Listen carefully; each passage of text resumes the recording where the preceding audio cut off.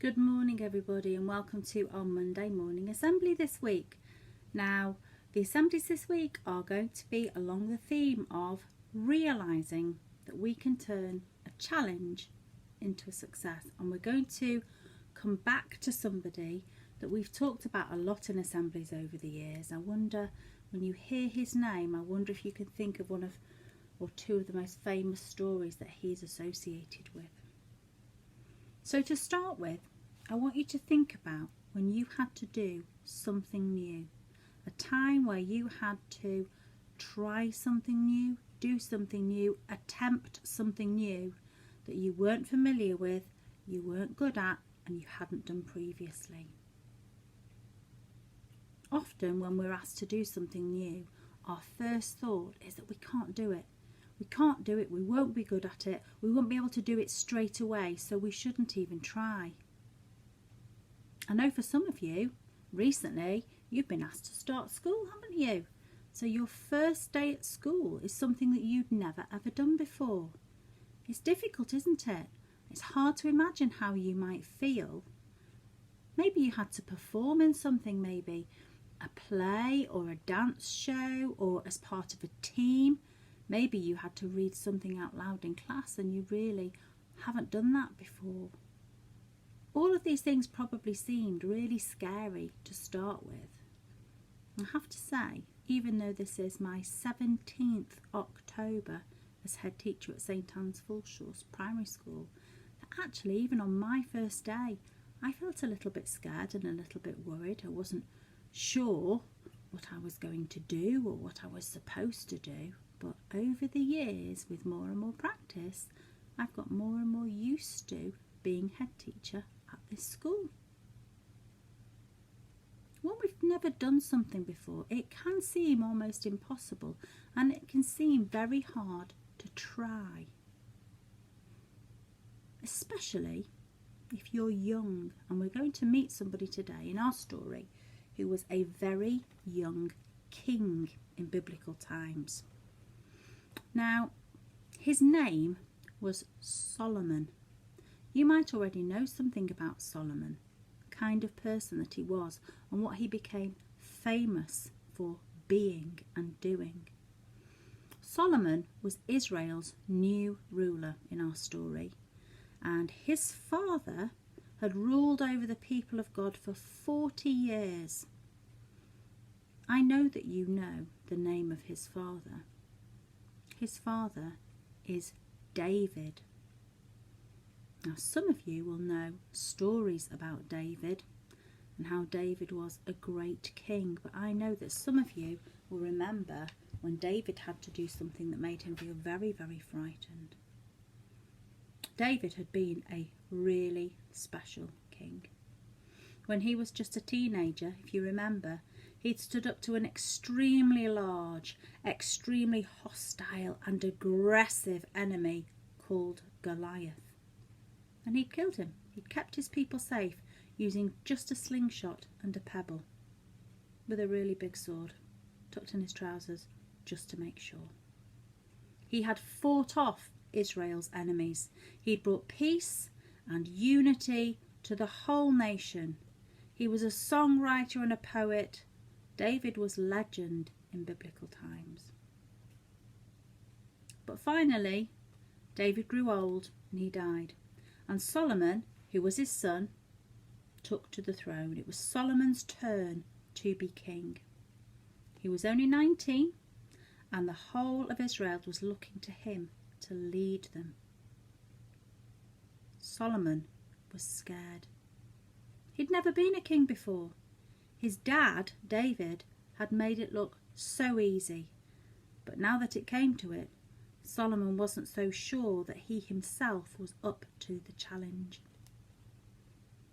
One day, after a hard day of kingly business, Solomon had gone to bed early.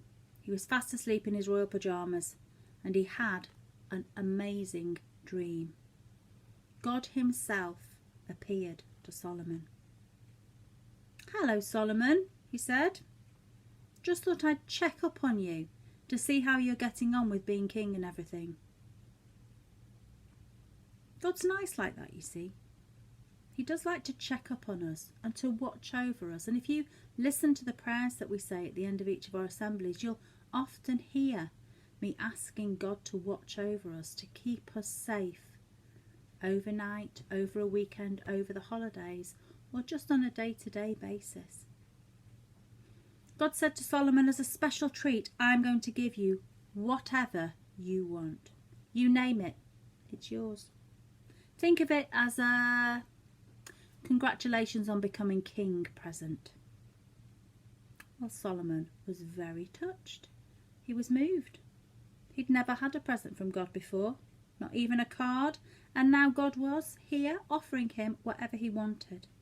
Solomon couldn't believe it. He knew this was a big decision, and he thought, and he thought, and he thought.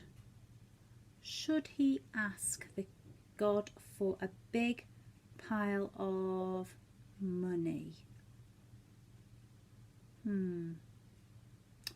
Or maybe victory over his enemies?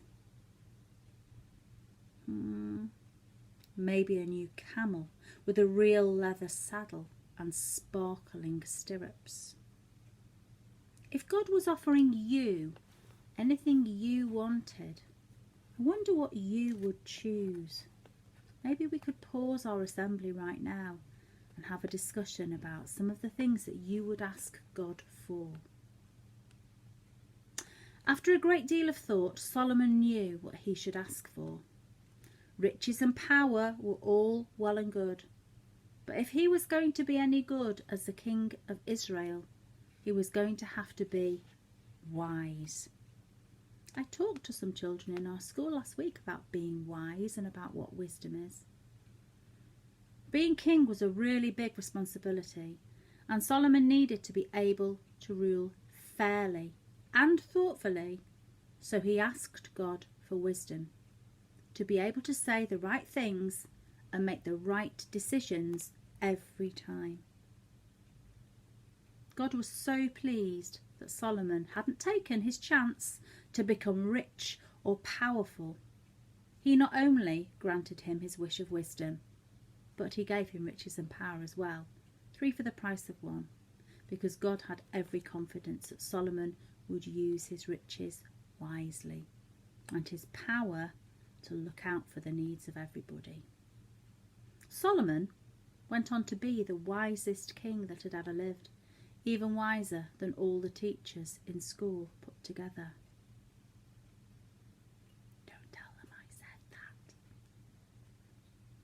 I want you to think now about a time when we had a new challenge ahead of us. Maybe as an individual, maybe as part of a family or a team, or maybe even as part of a school. How did you feel? Were you scared? Were you worried that you might do something wrong?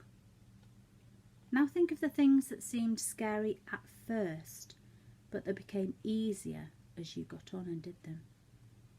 How do you really feel about them now? How can we help each other to turn a challenge into a success? Lots to talk about in our assembly this week, and lots of things that we could discuss afterwards too. Let's put our hands together and close our eyes and think about being wise like Solomon as we say our prayer. Dear Lord, sometimes new challenges can seem so difficult that we cannot see how we'll be able to overcome them. Help us to face up to these challenges in a calm and positive way, using not only our own gifts and talents, but those of all the people around us. Amen. Well done, everybody. I hope you enjoyed our story of Solomon today, and I hope that you remembered who David was and some of the great things that David did in his life too. Have a great day of learning, and I'll see you all later. Bye, everybody.